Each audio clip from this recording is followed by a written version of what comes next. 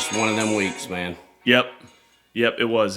Man, it's one of those weeks that just walking around with a heavy heart. Welcome back to Pints and Politics, folks, episode 66. Before we get into recapping our week and talking about some of the stuff that's been going on, episode 66, this is the Joe Jacoby. And if you don't know who he is, then you're not a football fan. So, yeah, growing up, Washington Redskins were pretty good with Joe Gibbs. The Hogs. Yeah, and Joe Jacoby was one of those tackles, undrafted, walks onto the team and becomes, well, he's not a Hall of Famer yet, but he should be. All-Pro, played from like 81 to early 90s. Yeah. 4 Super Bowls, I think. Hell of an offensive tackle. Also, want to thank Comer Distributing again for providing the tasty beverage this week and supporting the podcast. We were drinking Birdsong CranBerry Cozy. It's a sour ale with cranberry. So if you like a sour, and this one's not too sour. No, it's a sipper to me. Yeah. Like, I don't typically like the cranberry, but this one's not bad, just light sips. Yeah, and it sort of tastes like a cider or something like that. But if you enjoy a sour ale, this one isn't too sour. And if you don't like sours, you may want to try this one because it's not too off the rails tangy. Good tasting beer. Yeah. So this week we had the caucus retreat down in Greenville. While we were there, you were flying in. I was in one of the campaign trainings. Yeah. And our phone started going off. And unfortunately, the news of Charlie Kirk being shot. And I'll be honest with you, I never thought that a public assassination, our parents might have grew up with it, or grandparents grew up with it, but we haven't seen a lot of that in our area until recently. Mm-hmm. But this one really hit. Like, my 19-year-old called me, and I had to step out to talk to him. He was very upset. Yeah, it did. And, a lot of reasons why, young person, Charlie was 31, young family, had 2 young kids. And it was live on video that then got shared on social media. And so the rawness of someone being murdered really hit home, I think. And I think it shattered a lot of people's reality that our country, I think right now, is unhealthy. And when I say unhealthy, I'm not just saying like Secretary Kennedy's been talking about, we're the most unhealthy physically, but I'm talking about spiritually. I'm talking about, And see, I think, if anything, this showed me that our youth has really gravitated towards a Charlie Kirk. Mm-hmm. And they're stronger in their faith, and we're seeing this revolution. And it goes back to one of the discussions that I heard involving the Charlie Kirk shooting. They were saying, our grandparents, or our parents didn't know Pearl Harbor. They weren't there. Yeah. So it had already passed. And, the JFK shooting, we didn't really know that. That was probably one we thing. We had 9/11. Yeah, right. That was sort of our... You remember when, right? Like when that happened, you remember where it were. It's sort of like a time capsule for our memories, right? And for the first time in 24 years, 9/11, right, took a backseat. There's been a tragedy caught on video that sort of the next generation can now. This is their remember, 9/11, right? And to my son, this is something that he will always remember where he was and how it impacted. And not only that, one of the guys that I mentored throughout, whenever I started my business, he was young, just out of high school, trying to figure out what he wanted to do. And he's in an executive position up in Charlotte now. But, he called me. And he's saying, I'm curious as to what we need to do. And he's like, I want to get involved. I want my voice heard. Right. And I think that's one of the sort of, if you're going to look at an event and then look at sort of like lessons learned, like what are the positive takeaways? Like what can we be better at? And I think that's why this thing is hitting so much, because even if you didn't follow politics, even if you weren't a huge Charlie Kirk fan or a follower of Turning Point, it's something that I think galvanizes just normal common sense Americans into being like, this is getting out of hand. Like, this is getting ridiculous. And they're understanding that it's because of their lack of maybe participation. Well, it's false rhetoric of saying like Charlie advocated for homosexuals to be stoned to death. You're right. Like, that's a left wing. That's the Joe Biden lizard man for the right, but that's what they were saying on the left. Right. And they're creating these people that think that it's okay to take someone's life that you disagree with. Yeah. And you know, it's unfortunate that is the America that we live in right now. I am still hopeful that emotions sort of simmer and people can come back to their right minds, because some of the online celebrations and people saying, yeah, I'm not mourning with y'all, I'm not thoughts and prayers with y'all. I mean, we had one of the members that we serve with tried to turn it into a race issue. Yeah. And again, idiotic. That's ridiculous.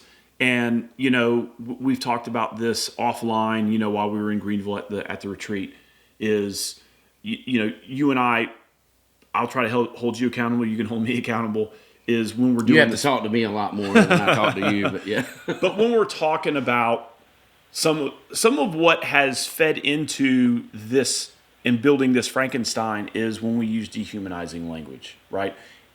Folks who we disagree with, and again, I can do better, right? And so I'll recommit myself to doing that and just talking about the policy differences that we have with whoever, depending on the bill, depending on the policy issue, right? And so just trying to take some personal responsibility. I do think some of that, you know, spewing of dehumanizing language, political rhetoric, and then also doing it on every single social media channel has contributed to this mental illness that it's okay to commit violence because I disagree with someone. Well, I'm not one that's usually at a loss of words. Right. That's true. That is true. But whenever we, just like you were talking about holding accountable, I can tell whenever I get out of line if I'm somewhere, and as soon as someone says, "Where's Heath?" that's my cue to be like, "Okay, Guffey, like, where's Heath? He normally brings you back." That's the governor. It's like whenever your mama says, "Is this where you want to be whenever Jesus comes back?" You know, to come back. I'm the governor on the engine. You know, don't go too fast. But it's. I don't know. Seriously, it's a loss of words trying to explain what happened, and then to wake up on the 11th, and I was waiting until the 11th really to post anything, and the only thing I could think of was the "Let's Roll." Beamer on the plane, and how he was willing to sacrifice, and it's like these guys are nothing alike, but it's that bravery, it's that courage to do what's right, even whenever you know you could pay the ultimate price. And you know, there's been a lot of tribute videos. There's been a lot of Charlie Kirk on social media. One of the things that I noticed in some of his videos, a lot of the videos, was he always told his audience, it's not about you. There is a higher purpose. There is a higher calling that has been instilled in your spirit by the Creator, and it's not about you, right? And so I liked that he understood that there was a greater thing to serve than just his personal. And his wife and her comments yesterday. Oh, yeah, wow. She understood that. And again, you and I have had our own personal experiences with tragedy and things of that nature on varying degrees. But to see her come out, the bravery, the courage that it took, even though temporary, right? Like we talk about, all we need is 30 seconds of courage, because once you make that commitment and that step, that sends you on a path, right? You don't need 30 years of courage. You need 30 seconds. Yeah. Because that gets you to a place where you can't come back from, right? And but yeah, to see her come out and talk defiant, courageous, that this movement will not end, man, that was pretty strong. For sure. To think that he was 31 and had accomplished so much, and yet, you know, just as I was talking to the guy that I mentored whenever he called me, you know, he's like, "Oh, I want to get involved in politics." And it's like, well, what path is he putting you on? Is this just motivating you? Mm-hmm. Because if you look at someone like Charlie Kirk, he wasn't running for office. No. He followed his calling, and he made a difference. Yeah. And it wasn't legislatively, so to say, and he didn't feel like he had to reach this tier to get there. Right. This was a young, brave kid, 21 or so whenever he started? 18. Stepping up. So he applied to one college, didn't get into West Point, and then said, you know what? I'm going to build this business, and started Turning Point and started going to colleges and trying to build chapters. And yeah. I mean, I know.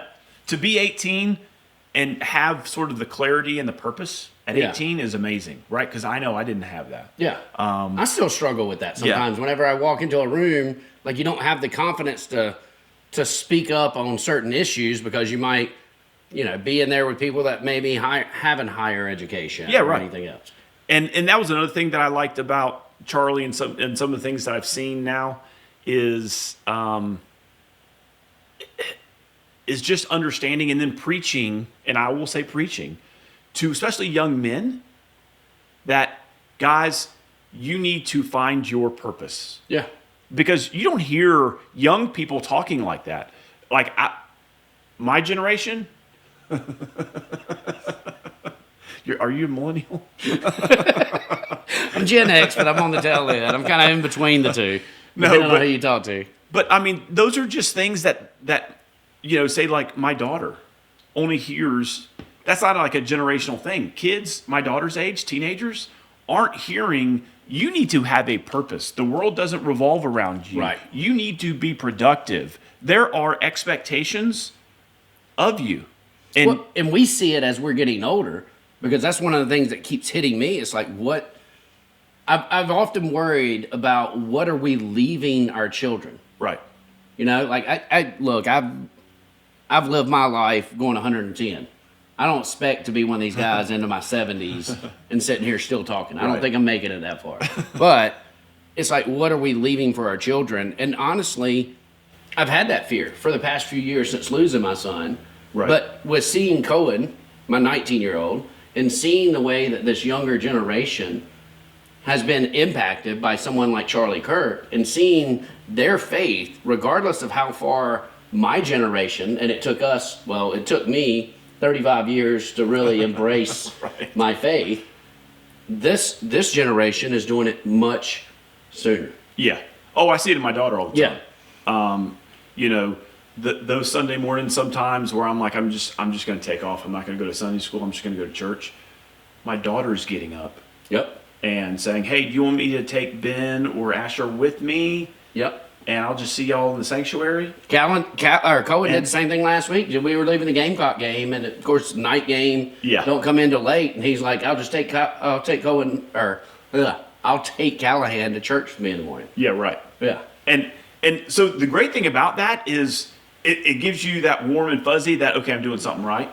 But then it also makes you feel bad because you're like, I'm not being the person that they hear. Who is being the faith leader in this household? Yeah. Come on, Guffey. It's the iron sharpens iron, right? Right. But again, that's good, right? You're raising kids who are going to be better than you, hopefully, right? God. I set the bar low. I mean, come on. No. That's my dream. That's my hope for my kids, is that they're better than me. Yeah. Like, because I think when you have kids, that's an opportunity for you to be reborn, right? That is your opportunity to, like, you know what? I really need to get my stuff together. Yeah. Because now I have, and I've always adhered to this, is that faith and values aren't taught, they are caught. And it's because from the minute when that kid was born, all eyes on me. Yeah. Right? And you are teaching your children through nonverbal cues and communication how to be a man or a woman. That's scary. Because yesterday, Callahan, 7-year-old, says, Dad, you like to dance to the Tootsie Roll song. I don't think I've ever danced to Tootsie Roll. But he hears the song, and then he equates like, oh, well, that's one of them songs Dad listens to. And I'm like, no, we're not going around talking about cotton candy sweet as gold. That's not one of them songs. Might have a similar beat, but not the same song. Right. Okay. I like that. You're not taught, you're caught. Oh, That's fearful. Parenting, 100%. So I had a pastor talk about how, and he told the story in the sermon about how a family in Alabama adopted a Chinese baby. And when that baby was growing up in southern Alabama, he had that twangy country Alabama accent. And when he met this kid, when the kid was like 18, it just blew him away. Like, wait, what? Because it didn't match. And that was just the example that he was giving of parents realize what you're teaching your kid, good and bad. Yeah. How you talk to your wife in the house tells, again, indirectly, your sons how to talk to women. Yeah. As I'm trying to write this book, I started looking back on influences in my life, and one of those things was looking at my stepdad and the way that he treated my mother. Right. And people might think that he's an asshole, but he's always straightforward. Yeah. My mom comes first. The woman is the queen of this household. And, So again, I mean, just PSA for the day. Just remember that parenting tip is you got to be careful, man, because those kids are sponges. They're watching you. They're learning how to be productive or unproductive in certain areas of life by watching you. Yeah. So the Charlie Kirk stuff definitely dominated the news this past week, and it sort of eclipsed a local issue for us that's become a national issue. Scary. With the Ukrainian refugee who had come over here from the war in Ukraine, was in Charlotte, had gone to work, had gotten off of work and jumped on the light rail. Yep. Here and in was Charlotte. just minding her business, looking at her phone, and ultimately gets murdered. And I don't want to slaughter the name. I don't want to disrespect her one bit. I believe it's Iriana. Yeah. Is the way that they were saying it. And the person that stabbed her, someone that had been arrested how many times? Had 14 priors. Yeah. And was basically getting slapped on the wrist let out. Whenever we were growing up, if it was a mental health issue, you had Bull Street. Yeah. You had places. And I think what we did was we said, okay, this isn't as effective as we'd like, or this is more costly than we'd like. And we swung the pendulum the other way. But now we have so many that we are letting off based off of mental health. Yeah, right. And there's two sides to this, right? I mean, and I'm not talking about law enforcement or legal court issues. I'm talking about two sides of grace and then accountability, right? And I think we have gone way too far to the mercy and grace side and not holding people accountable for their actions. And you got to have both. You got to have a balance of, look, we'll show the first time offender mercy. Yeah. But after that, we have a responsibility to the public health. Protect others. Safety and all those types of things to protect the community at large. And it just seems that in our neighboring, city of Charlotte, they're failing. Well, it takes all three branches of government.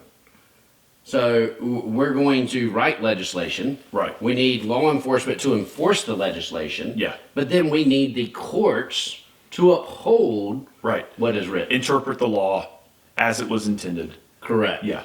Instead of kind of making their own rules. Yep. And so, and in Charlotte, they elect their judges. So this isn't an appointed situation. So, that's an unfortunate event. I think that this also, you talk about crime and punishment, you talk about grace and accountability. That event is a big deal. I think it's sort of symbolic of what's going on in our urban centers around this country. And I think we've got to take a hard look, and it appears that the Trump administration is doing that, bringing in some federal, whether it's National Guard or federal folks to support local, to help bring law and order back to our larger cities here in our country. So if you don't like the law, change the law. Yes. If you feel like people are being, targeted or anything else, make sure that there is no room for the interpretation in the law. We got to get back and change it. Right. But we've got to get back to just following the law to a T. Yeah, and I think that's lost in that conversation. And again, it got eclipsed by the Charlie Kirk tragic assassination this week. Is that crime that happened here in Charlotte where the girl lost her life? You know, there's been too many times where I've been in larger cities and, you know, whether it's public transportation, whether it's on streets where there's homeless, mental ill folks, whatever, they dominate the corner. Or I just go to the other side of the street, right? And it's those unsafe conditions that we've got to start taking back. And I'm not saying directly and trying to take on physical conflict. I'm not saying that. I'm saying that the public and our communities at large need to start demanding from our elected officials and law enforcement to keep us safe, right, within the legal bounds of the law. Correct. You know, I agree with that. Well, I mean, as we move on after the break, we're going to talk about another college football scores and our local issues with our colleges and universities going on. Your Clemson University. Yeah. Yeah, that's getting a lot of social... Notice I'm wearing Garnet today. Hey, we're twinning. I am not very happy with Clemson. But yeah, after the break, we'll tackle what's some of the social media response to what happened in Utah and how Clemson University has compounded that issue. Not only are receivers dropping the ball, so is administration.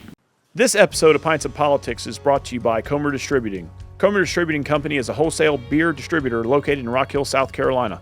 Founded in 1971, Comer is a family-owned business that distributes beer and other beverages to York, Chester, Fairfield, Lancaster, Kershaw, Lexington, and Richland counties. 5504.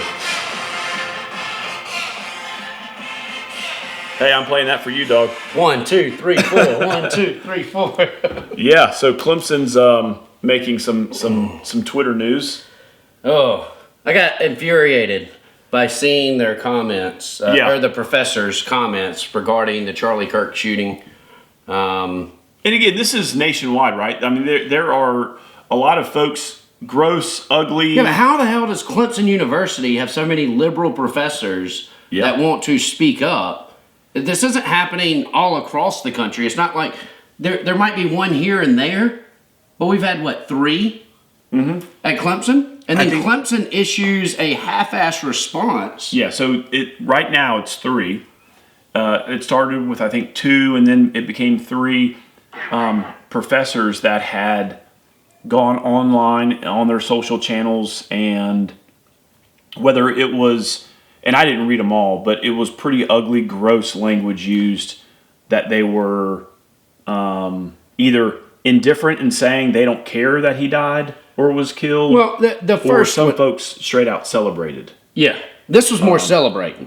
Yeah, like I saw, it was like one person talking about, I thought I had a bad day, but it wasn't as big of a pain in the neck as I thought it was. Like that's those. Yeah. Side comments, Okay.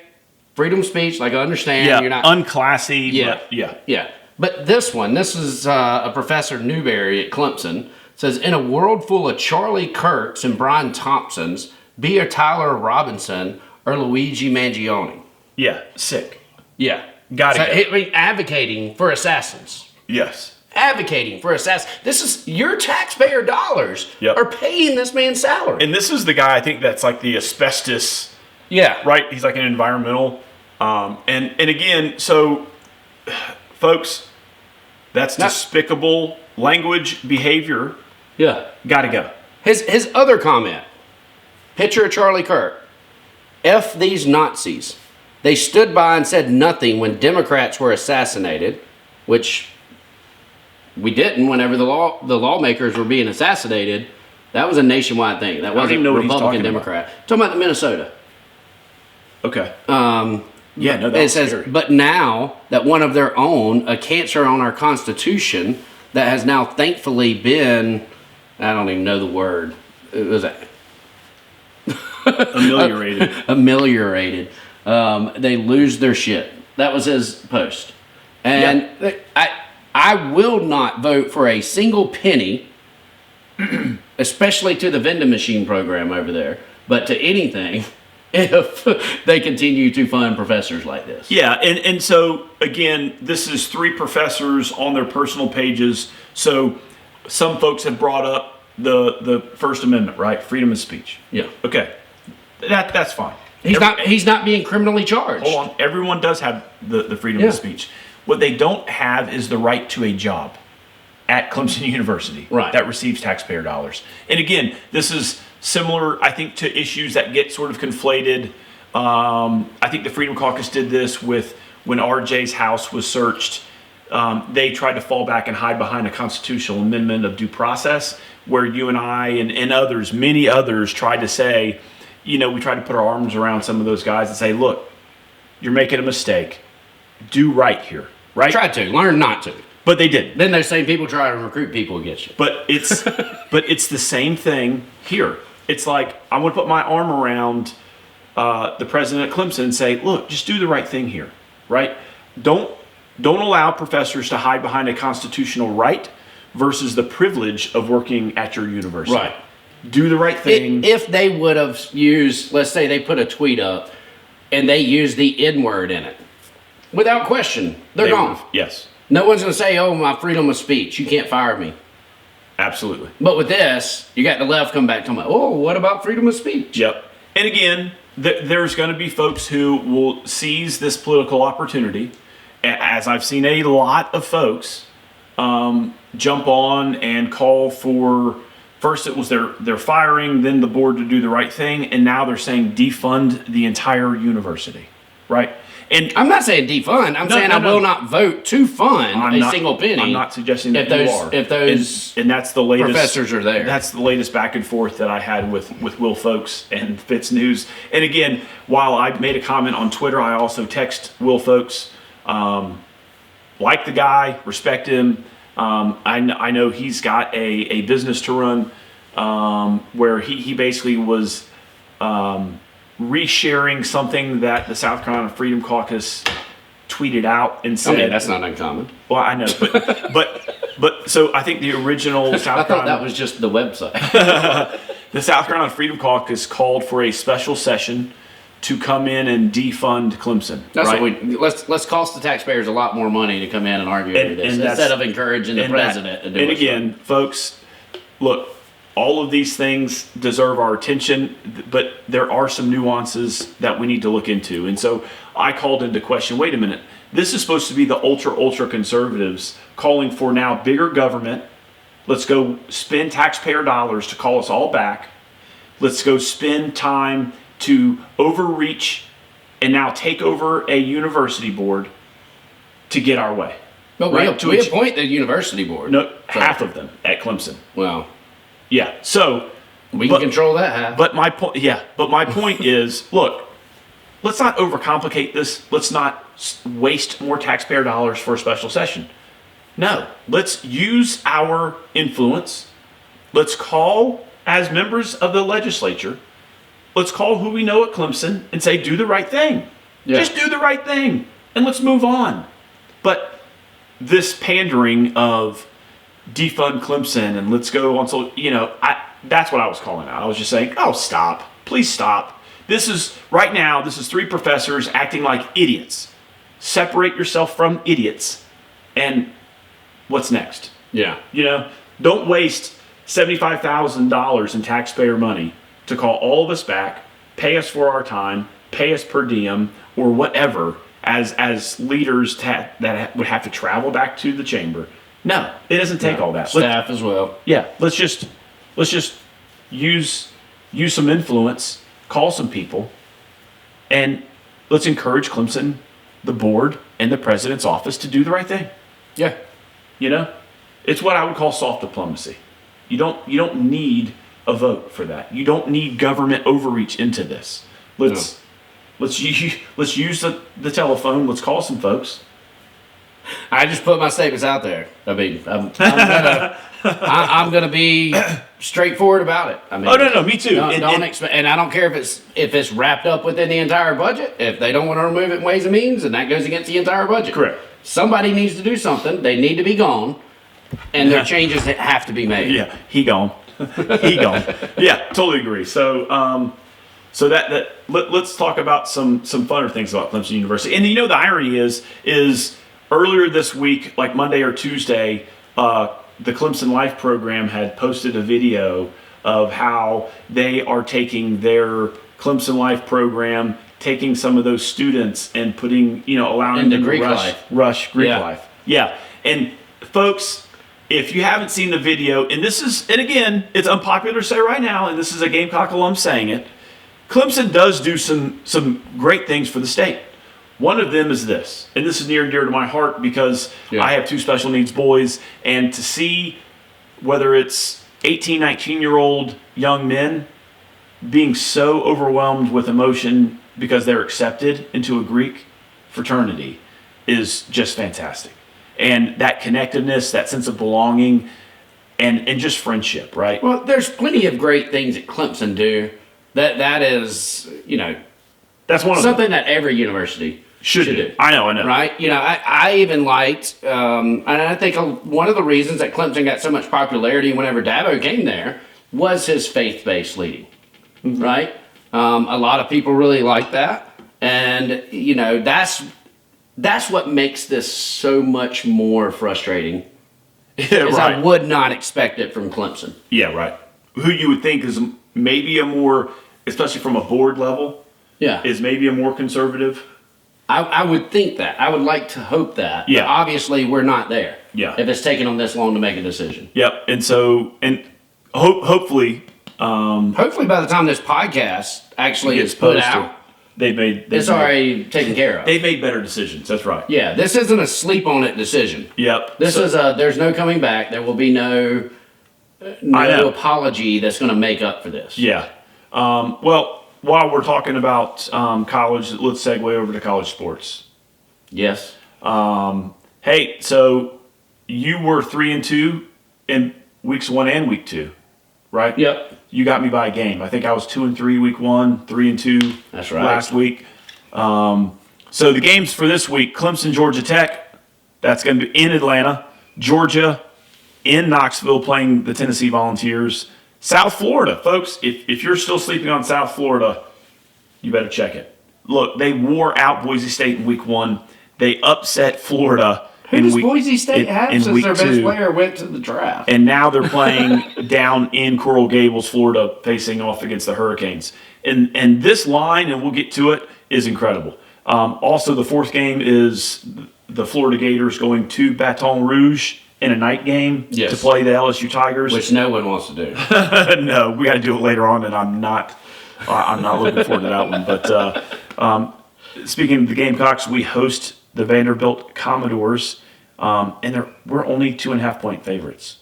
So I tell you, I think Vandy's legit. And they have their 7th-year senior. They do. Still there? They do. Is it only 7? I thought Pavlio was like 8 or whatever. And I thought Chris Winkie was coming out of Florida State. So those are our games this week. Georgia Tech is getting 2.5 points. Well, before we start talking about the spread, let's talk about the South Carolina GOP sending out a post today saying that Republicans are pushing for casino gambling and the gambling. Yeah, I haven't had anyone push on me on that. I know there was a discussion last year. Yeah, but I'm sure it's going to come up again. But I'm not supporting. Maybe it's because we're in York. Yeah, I already know where we stand. I'm not supporting casino gambling. What you and I? But we're talking about the sports online wagering, which people are already doing. Yes. Yeah, and that's the argument, folks. To stick our head in the sand and think that this isn't going into rigged machines or anything else. This is one-on-one making wagers, making bets. This is online sports gambling from your phone. This is not a retail, like you go to a gambling spot to make bets. Right? This is not sports book, like if you've ever been to Vegas.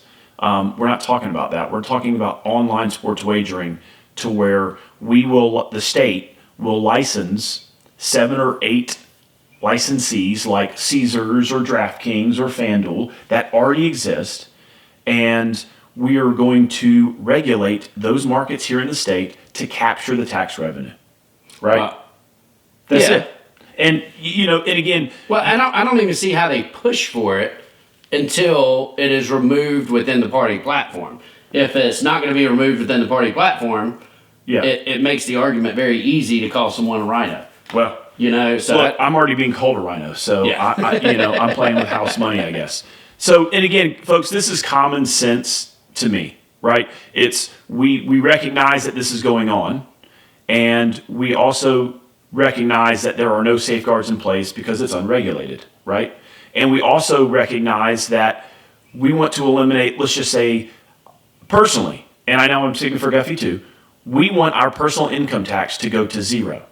Some of the challenges with completely eliminating the personal income tax is that the personal income tax funds a large portion of our budget. Yeah. So we need to not only cut spending, but we also need to see where there's some other ways that we can supplement those losses once we go to zero. Yeah. In the form of tax revenue. And currently right now, if you didn't know, North Carolina just legalized sports online wagering. They've had a year of it, and they collected over what their estimates were. I think their estimate was close to $100 million, and they brought in $131 million of tax revenue. And 20% of that's probably South Carolina. So what we're seeing, I think the only thing that I'm trying to advocate for is to consider sports online gambling, and I would support it, is you put safeguards in place, you regulate markets, and then you capture some tax revenue that you could offset budget spends elsewhere. And I understand that. And my argument's always been, just like you were saying, people are already doing it and everything else. I wouldn't say just because people are using a drug that we legalize it and then give them safeguards. Mm-hmm. And in York County, I would tend to agree. Yeah, but I mean that's the argument that was just made for gambling. Yeah. Was it's already happening, so we need to regulate it. Yeah, but when you're talking about drug use, you're talking about a public health issue versus sports gambling. What's the public health risks there? The gambling as a whole for public I'm saying impact. I'm saying online sport. And again, I'm not saying let's not have the conversation. I'm just saying it doesn't rise to the level of. I agree with you. Yeah. So I always make that argument with people that are all pro sportsbook wagering, whatever you want to call it. Yeah. And then the people who are anti that just want to say, oh, well, this is horrible and it's going to decimate our society. It's plain devil's advocate to say, hey, it's not exactly the way that you're looking at it. I understand. We were decimated by video poker in York County. We had the Catawba Indian Nation kind of got screwed over and has to go up into North Carolina. Yeah, right. There's many reasons for us not to be for gambling in South Carolina. Then why the hell do we support the lottery? My point is... Well, the government's already running a lottery. Right, but that's what I'm saying. We just gave them a monopoly on gambling. Yes. And as long as it's there, why is this an issue? So I would propose, put a bill up to get rid of the lottery if you're going to be completely against gambling. Oh, right. So you're saying let's just be consistent. Yeah. I mean, come on, man. Right. No. So I just try to make the argument both ways because I want people to really look at it and say, what is the impact? And I understand, faith says not to gamble or games of chance and, as we go into these things, but I don't. And again, we are making picks every week. Like the first week we did this, I had someone call me from the Greenville area. And they're like, I hope y'all are not making bets live on the air. But we're making our picks based on the lines that are there, but we're not betting anything. Yeah, well, so correction, I did. I went on Caesars Sportsbook and made your bet while I was in North Carolina. So earlier that week... Why week... didn't you just use a VPN instead of... Man, look, I'm what you call a boomer. I'm approaching 50. Just if you're on an iPhone, just go to private, and it will pick up North Carolina or Georgia. No, I happened to be working in North Carolina, and I was like, you know what? I'm gonna see what kind of bets I can make while in North Carolina. Yeah. And I paid their tax on the bets and all those things, and I did make picks. I want to go back to where I can gamble without paying a tax on it. And I posted it. Kidding. Look, you can go to probably any neighborhood. Like, you got Hickory Tavern over there? Yeah. I guarantee you there's a cat that's got those yellow parlay cards. Yep. and any factory, can make a phone call. Job you walk into, any shop or whatever. Yeah. So even whenever I waited tables at Captain Steve's, there was a guy that would drive all the way to Tennessee before we got the lottery. That would take people's money to go drive to Tennessee, and he would pick up everybody's tickets and bring them back. Wow. So it is already happening. And so again, all of those reasons and yours about, well, the state already has a lottery. How do you have a moral standing if you support the education lottery? But what you're saying is this is more the education of this, which I'm even more apt to remove that from collegiate funding now and put it to K-12 funding. Right. All right, in our next segment, we're actually going to get to the picks. Yes. You ready? It's going to be a quick one. That's right. In that way, get ready, baby. Get ready. Hey, we played Tiger Rag to intro the last segment featuring your university. So now we're just going to talk crap about USC this whole segment? Is that what you're saying? Hey, folks, I'm going to repost something that happened this past week at USC. Cornell West, a known, I would say, guy who is left of center. He's a professor up north, maybe at Harvard or somewhere. One of those woke universities. And then also Robert George actually came down to USC this past week, and they were just talking about the importance of public discourse and being able to disagree and have those conversations in the public sphere. It just so happened the Charlie Kirk assassination occurred the same week. And I'll repost the YouTube clip. It's about 11 minutes. But I think it's important for us as a state and as a nation to see that folks who have differing political opinions can actually sit down and whether it's praise the life of Charlie Kirk, talk about it, and condemn the violence. That's the state and the country that we need to strive to become every day, right? Being able to sit down and talk. You know, you say the sky's blue, I say it's red, and still be able to sit here and have a beer. I said it's orange and purple. But, so getting on with the picks, Clemson going to Atlanta to face Georgia Tech. I think the starting QB Haynes King, all right, is man. He's close to start. Clemson at Georgia Tech. Georgia Tech's getting 2.5 points. That's basically the home field advantage for me. But Clemson has to step up. Yeah, I agree. Like one of these weeks, and even one of our championship weeks, we started off bad. And Dabo's been talking about how great they have been in camp. Yeah. They've got to show that greatness. This is a bad week to do so. But yeah, well, Clemson needs a win. Hey, I was about to say the Clemson student body and the university as a whole definitely needs a win. I'm going to take the home team. I'm taking the Ramblin' Wreck and give me the 2.5 points. I think it's going to be a close game. This is a tough one because I do think Clemson's going to win this game, but I think it's going to be like a field goal or so, and that's going to negate my whole bet. But that's what I was about to say. Do you know math? The field goal is 3. It's 2.5. No. So my gut says Clemson, and because I'm not doing so well, I need to pick up some games here. I'm going Georgia Tech. Go ahead, Yellow Jackets. That's right. All right. So Georgia Bulldogs is traveling to Knoxville to play the Tennessee Volunteers. I haven't seen much of the Georgia Bulldogs yet. They haven't had any sort of games on TV that I've watched because they've been playing like Marshall and Austin Peay or whoever. But their defense is still Georgia's defense. It is stout. But I did watch the opening week's game where Tennessee was playing Syracuse. Joey football. And that QB isn't that bad. Yeah. Joey, it was Aguilar. Yeah. They could just call him Joey football. Yeah, that's right. So I'm going to take the home team as well here. They're getting 3.5 points. They're getting the home field advantage. I'm going away. I'm going to take UGA. All right. That's right. All right. So this is one that puzzled me a little bit.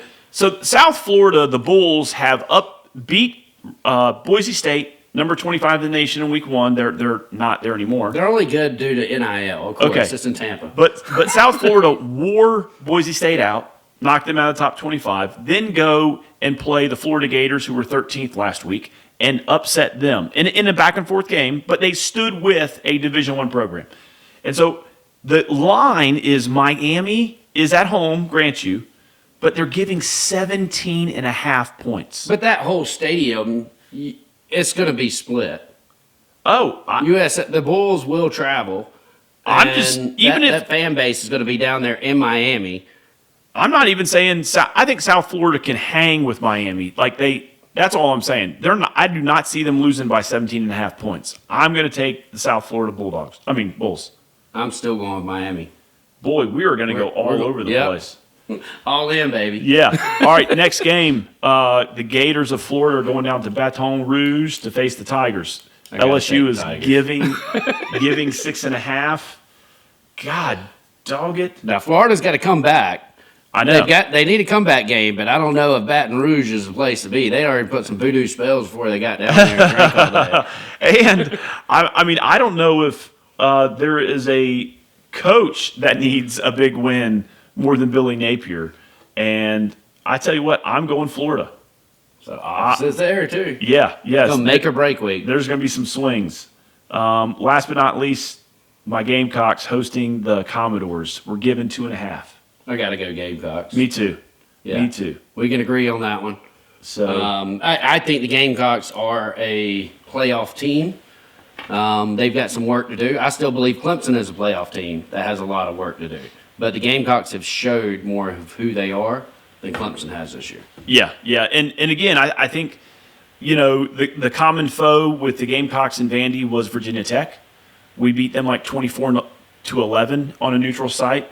And Vandy went down there and beat them by 24.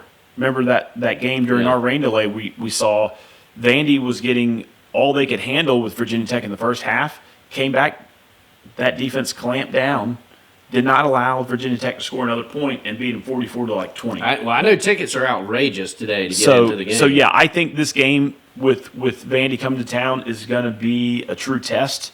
I think we're going to be there until the wee hours of the morning. So will I stay in the lead after this week? So we had a lot of opposite picks. The only one that we had in common was the game. Yep, that's right. So should be a fun week of college football. Y'all tune in to see your favorite games. If you are in a state that allows online sports wagering, have fun at it. Spend $5-10 on your favorite team. Yeah. And enjoy this weekend's college sports. Yeah, and thank you for tuning in. Please continue.